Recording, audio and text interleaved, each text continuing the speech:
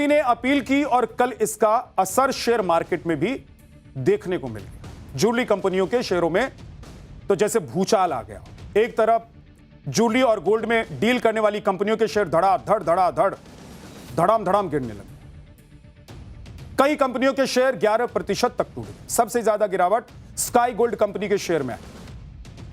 कल्याण jewellers के share में 8% से ज्यादा की गिरावट दर्ज की गई। पीसी ज्वेलर के शेयर में 5% से ज्यादा गिरावट और स्काई गोल्ड के शेयर में तो 12% से ज्यादा की गिरावट दर्ज की। पीएम मोदी की अपील के बाद ज्वेलरी इंडस्ट्री में सन्नाटा छा गया है, क्योंकि यह कोई 200 से 400 लोगों की बात नहीं है। 50 लाख ज्वेलरी कामगारों की रोजी रोटी का भी सवाल है। भारत की जीडीपी में सोना और हीरा व्यापार का योगदान 7% का है। इसीलिए एक तरफ सोना न खरीदने से विदेशी मुद्रा भंडार तो बचेगा, लेकिन कहीं ज्वेलरी इंडस्ट्री और उससे जुड़े लोग बर्बाद ना हो। इस बात का डर हर उस आदमी को सता रहा है जो ज्वेलरी कारोबार से जुड़ा हुआ है। भारत में ज्वेलरी सेक्टर में करीब 50 लाख लोग काम करते हैं। सूरत और मुंबई जैसी बड़ी इकोनॉमी तो हीरा और सोने के बिजनेस पर ही टिकी हुई। आप देखिए कि जनवरी 2025 में भारत की ज्वेलरी इंडस्ट्री 7 लाख करोड़ से ऊपर की थी और 2030 तक इसके बढ़कर 11 लाख करोड़ से ज्यादा होने का अनुमान है। ऐसे में आप अंदाजा लगाइए कि पीएम की अपील का इस इंडस्ट्री पर क्या असर होने वाला है। सुनिए एक ज्वेलरी शोरूम के मालिक ने क्या कहा और उनके मन में क्या चल रहा है। अब लोगों का रिस्पांस बीते 24 घंटों में किस तरीके का? बिल्कुल रिस्पांस कम है इस समय। जो कस्टमर आप कस्टमर देख रहे हैं, कस्टमर से बात कीजिए, वो बोलेंगे कि वैसे उनको जितने जरूरत है उतना वो लेके जा रहे हैं। एक्स्ट्रा उन्होंने बुलियन मांगी थी, मैंने मना कर दिया और उनको सहमति बताई कि नहीं, एक्स्ट्रा नहीं लेना है सोना। कहीं ना कहीं जाके देश का हित होगा, देश का फायदा होगा, ये सोचना हमको भी जरूर है। हम आम नागरिक है, लेकिन हम भी सोचेंगे अगर देश का हित, तो पूरा हिंदुस्तान की कितनी आबादी, सब हर कोई सोचेगा और देश का हित होगा। सर, मुंबई में ज्वेलरी बिजनेस से लाखों लोगों का घर चलता है। ऐसे में जब ज्वेलरी की बिक्री नहीं होगी तो डिमांड घट जाएगी। तब ज्वेलरी कारखानों में काम करने वाले कारीगरों से लेकर ज्वेलरी शोरूम में काम करने वाले सेल्समैन सब के सब परेशान हो जाएंगे। सबके सामने रोजी रोटी का संकट खड़ा हो जाएगा, क्योंकि डिमांड घटेगी तो ज्वेलरी इंडस्ट्री में छटनी होगी और बहुत लोगों का रोजगार भी छिन जाएगा। महाराष्ट्र सर्राफा महामंडल के अध्यक्ष को क्या डर सता रहा है, एक बार सुनिए। कल न्यूज आई हुई है टीवी में। वो न्यूज आने से पूरे ऑल इंडिया में सब ज्वेलर्स के बहुत हड़कंप मच गया हुआ है।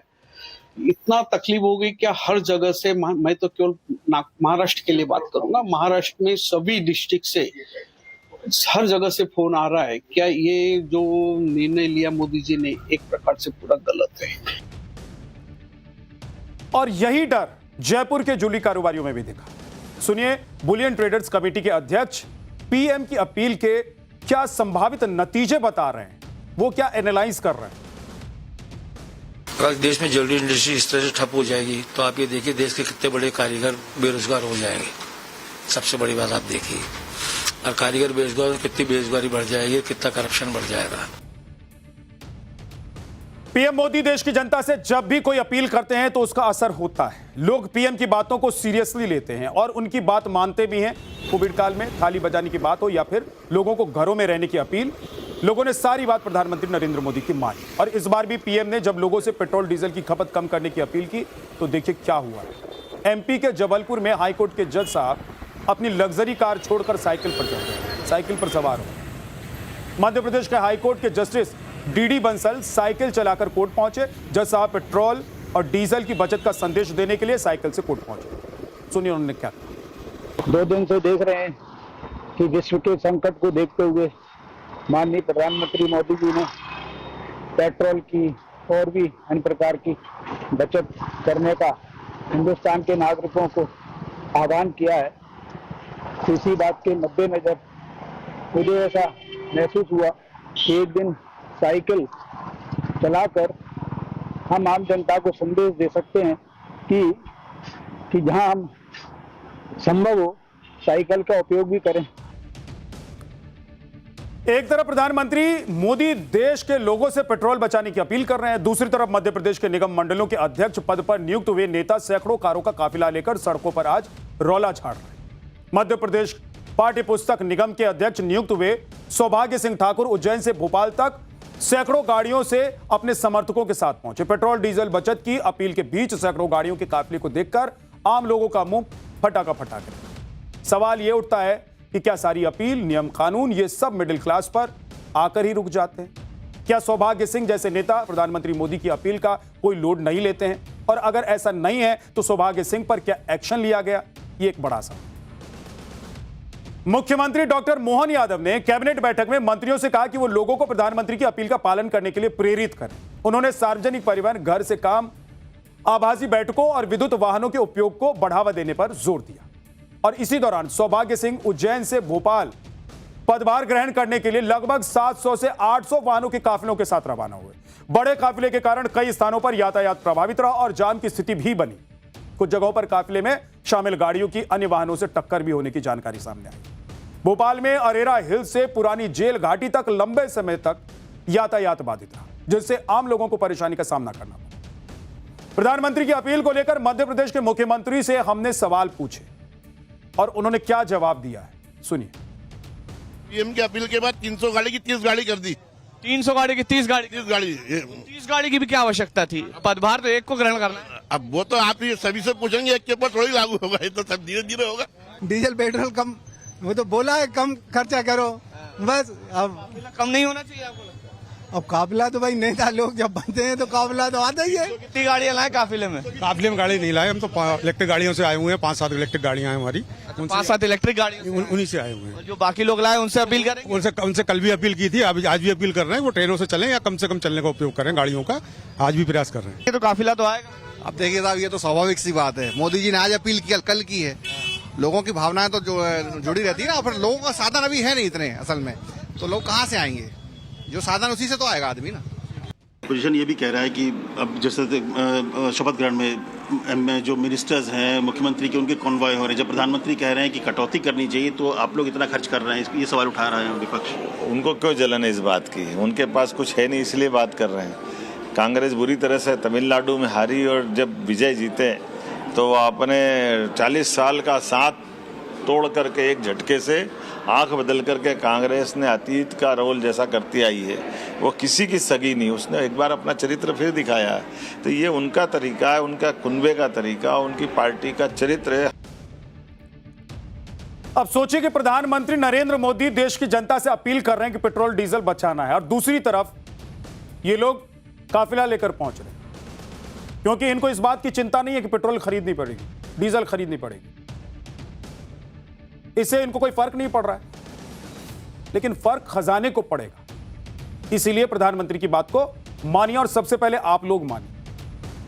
प्रधानमंत्री नरेंद्र मोदी की अपील का असर खुद उनके संसदीय क्षेत्र बनारस में कितना हुआ है, अब यह भी जरा देखिए। हमारे सहयोगी वाराणसी के एक पेट्रोल पंप पर पहुंचे, जहां उन्हें भीड़ में कोई कमी दिखाई नहीं दी। सेल्समैन ने भी कहा कि भैया तेल की बिक्री में कोई कमी नहीं आई। हमारे सहयोगी आशुतोष सिंह ने लोगों से पीएम की अपील को लेकर सवाल भी पूछे, तो लोगों ने क्या जवाब दिया है, सुनिए। प्रधानमंत्री की अपील का कोई असर नहीं हो रहा है। जिसको जो आवश्यकता है वो लेगा। अब जरूरत पड़ेगी तो आदमी तो जाएगा ही, आएगा ही अपने काम धंधे पे। अब ऐसा तो नहीं है एकदम घर ही बैठ जाएगा। उसको जरूरत है, वो अपने हिसाब से वो कहीं ना कहीं आना जाना तो अपना करता ही रहेगा। लोग तो अपनी आवश्यकताओं अनुसार ही लेते हैं। हाँ, जितना उनको चलना है, कोई एक्सेस लेने वाला नहीं, लेकिन जो जितना चलते हैं उतना ही ले रहा है। कुछ असर नहीं हो रहा है कि ऐसा नहीं है कि प्रधानमंत्री ने कह दिया तो भाई थोड़ा सा कम हो जाए। लोग 4 लीटर जहाँ लेते तो वहाँ 2 लीटर।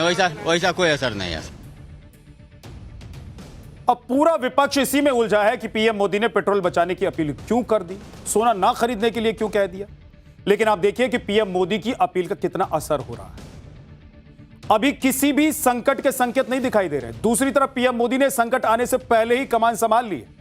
उन्होंने देश की जनता से तो अपील कर ही दी है, संकट से निकालने वाला प्लान भी तैयार कर लिया है देश को।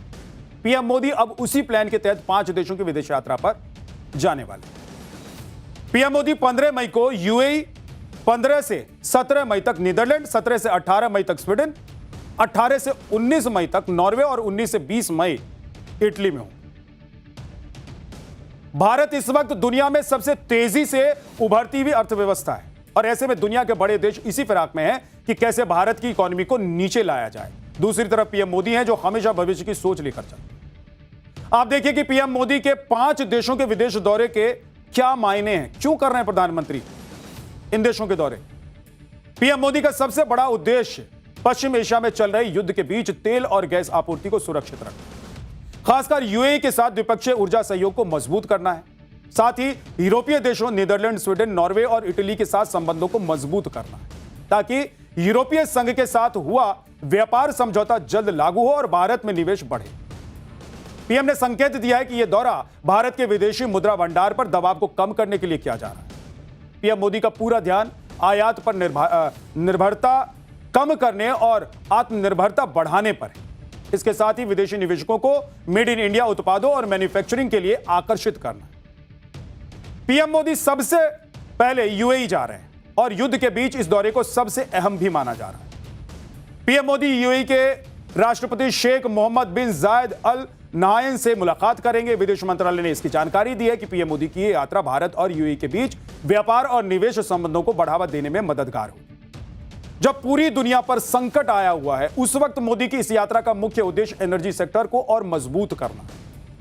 ईरान अमेरिका युद्ध के बीच भारत के लिए अपनी तेल और गैस आपूर्ति सुरक्षित रखना प्राथमिकता है। भारत दोनों देशों के बीच रक्षा, उद्योग सहयोग, साइबर सुरक्षा और आतंकवाद विरोधी अभियानों पर बात होनी है।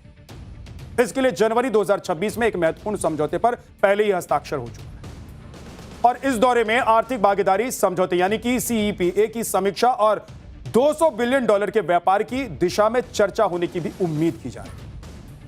विदेश मंत्रालय के मुताबिक यूएई में 45 लाख से अधिक भारतीय समुदाय के लोग रहते हैं और पिछले 25 सालों में कुल मिलाकर निवेश का 7वां सबसे बड़ा स्रोत है।